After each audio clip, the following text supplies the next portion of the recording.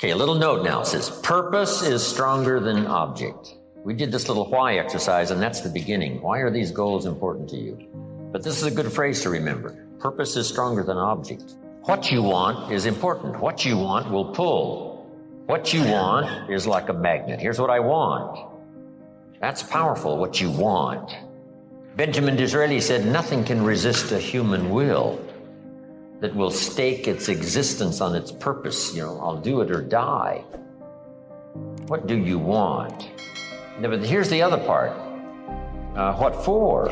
Here's what I want, but what for? What is the purpose? First is the object, is what you want. Second is the purpose. You might have said, I want $1 million home. That's wonderful, that'll pull. But here's what'll pull even stronger. What for? What for? And if you can describe more in detail to stir the emotion and the intellect and the spirit and the soul, here's why, here's what for, then it's the what for that's even more powerful than the what.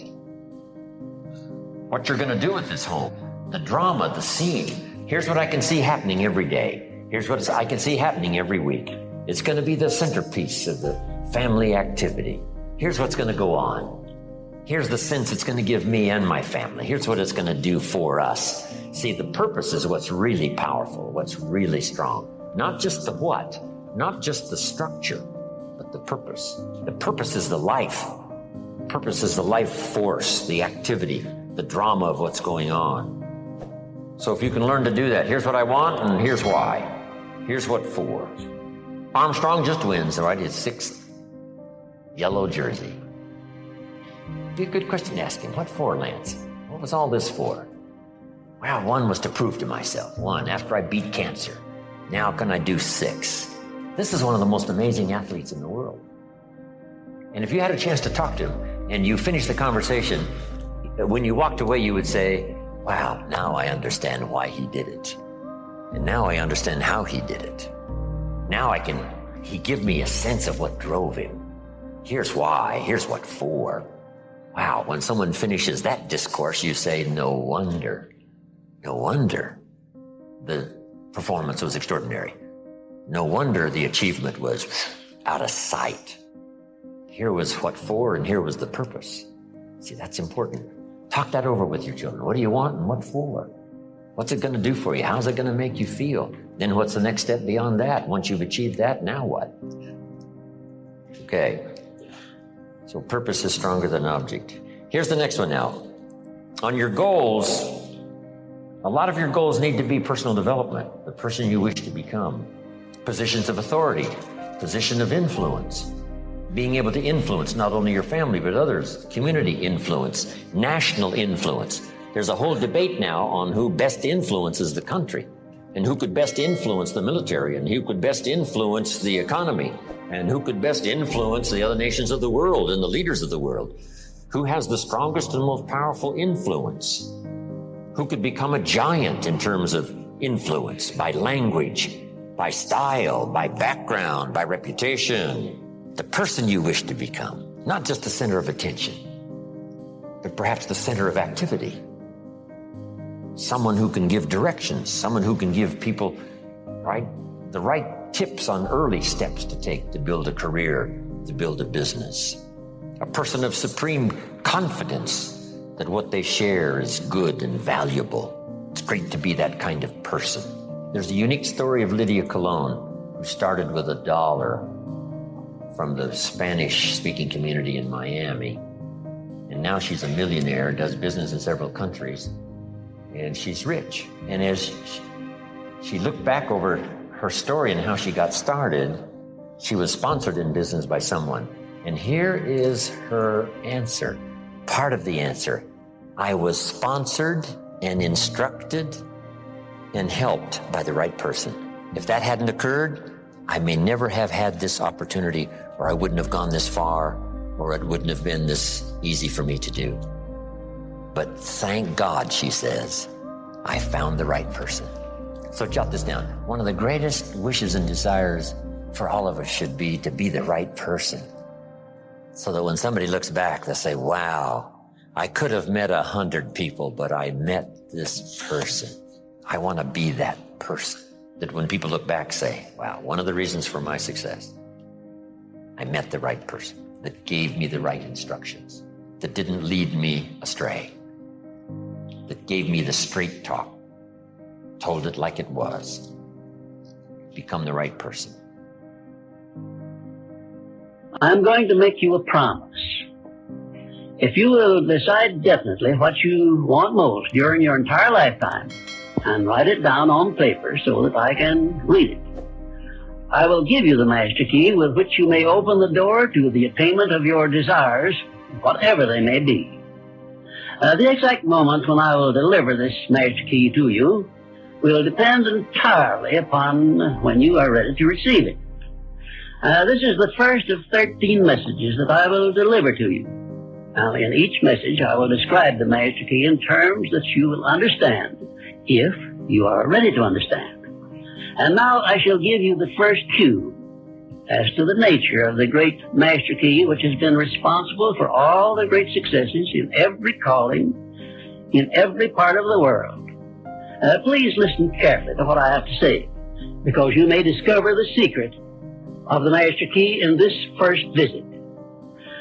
You may get your first cue as to the nature of the great master key when I tell you that psychologists have discovered a natural law which is the very foundation of all personal successes. And I can describe it to you in one short sentence so you can understand it. Whatever the mind can conceive and believe, the mind can achieve. Isn't that a profound statement? You will notice that it says nothing about the need for education, but simply that whatever your mind can conceive and believe, your mind can achieve.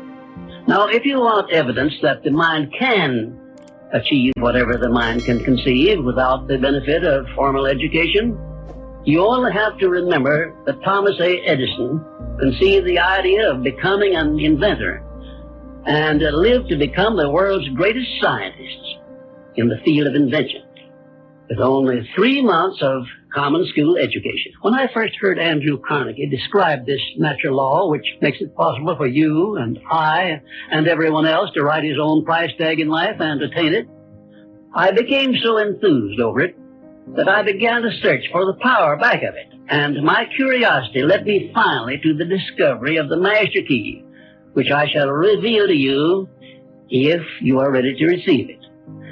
My search led me to the study of the spiritual forces with which all of us are blessed. And it was in this field that I came upon a clue which has enabled me to help millions of people to find their earthly destinies. I want to describe my discovery in the simplest terms possible, because it will reveal to you why it is true that whatever the mind can conceive and believe, the mind can achieve, regardless of how many times you may have failed in the past or how lofty your aims and hopes may be. I caught my first fleeting glimpse of the profound law which provides the means by which we may choose our own purpose in life and attain it, while I was being coached by Andrew Carnegie during the organization of the Science of Success philosophy. I had just finished telling Mr. Carnegie that I feared he had chosen the wrong person to give the world the first practical philosophy of personal success because of my youth, my lack of education, and my lack of finances. Well, at this point, Mr. Carnegie delivered a lecture that I shall never forget, because it changed my entire life and paved the way for my helping to change the lives of millions of people, some of them not yet born. Let me call your attention to a great power which is under your control, said Mr. Carnegie, a power which is greater than poverty, greater than the lack of education, greater than all of your fears and superstitions combined. It is the power to take possession of your own mind and direct it to whatever ends you may desire. This profound power, Mr. Carnegie continued, is the gift of the Creator, and it must have been considered the greatest of all of His gifts to man, because it is the only thing over which man has the complete and unchallengeable right of control and direction. When you speak of your poverty and lack of education, Mr. Carnegie explained, you are simply directing your mind power to attract these undesirable circumstances, because it is true that whatever your mind feeds upon, your mind attracts to you. Now you see why it is important that you recognize that all success begins with definiteness of purpose, with a clear picture in your mind of precisely what you want from life. Then Mr. Carnegie continued his speech with a description of a great universal truth which made such an impact upon my mind that I began then and there to give myself a new outlook on life, and I set up for myself a goal so far above my previous achievements that it shocked my friends and relatives when they heard about it. Everyone, said Mr. Carnegie, comes to the earth plane blessed with the privilege of controlling his mind power and directing it to whatever ends he may choose. But, he continued, everyone brings over with him at birth the equivalent of 2 sealed envelopes, one of which is clearly labeled, the riches you may enjoy if you take possession of your own mind and direct it to ends of your own choice. And the other is labeled, the penalties you must pay if you neglect to take possession of your mind and direct it. And now let me reveal to you, said Mr. Carnegie, the contents of those 2 sealed envelopes. In the one labeled riches is this list of blessings. 1, sound health. 2, peace of mind. 3, a labor of love of your own choice. 4, freedom from fear and worry. 5, a positive mental attitude. 6, material riches of your own choice and quantity. In the sealed envelope labeled penalties, Mr. Carnegie continued, is this list of the prices one must pay for neglecting to take possession of his own mind. 1, ill health. 2, fear and worry. 3, indecision and doubt. 4, frustration and discouragement throughout life. 5, poverty and want. 6, and a whole flock of evils consisting of envy, greed, jealousy, anger, hatred, and superstition. Now, my mission in life is to help you and everyone who needs my help to open up and use the contents of the sealed envelope labeled riches. And the starting point from which you must take off if you wish to write your own ticket from here on out for the remainder of your lives, I will describe for you in these simple instructions. 1, procure a neat pocket-sized notebook, or something on the order of this one here, loose leaf affair. And on page 1, write down a clear description of your major desire in life, the one circumstance or position or thing which you will be willing to accept as your idea of success. And remember before you begin writing that your only limitations are those which you set up in your own mind or permit others to set up for you. And 2, on page 2 of your notebook, write down a clear statement of precisely what you intend to give in return for that which you desire from life. And then start in right where you stand now to begin giving. And 3, memorize both of your statements, what you desire and what you intend to give in return for it. And repeat them at least a dozen times daily. And always end your statements with this expression of gratitude for the blessings with which you were gifted at birth. I ask not, O divine providence, for more riches, but more wisdom with which to accept and use wisely the riches I received at birth in the form of the power to control and direct my mind to whatever ends I desire. Ends I desire. Ends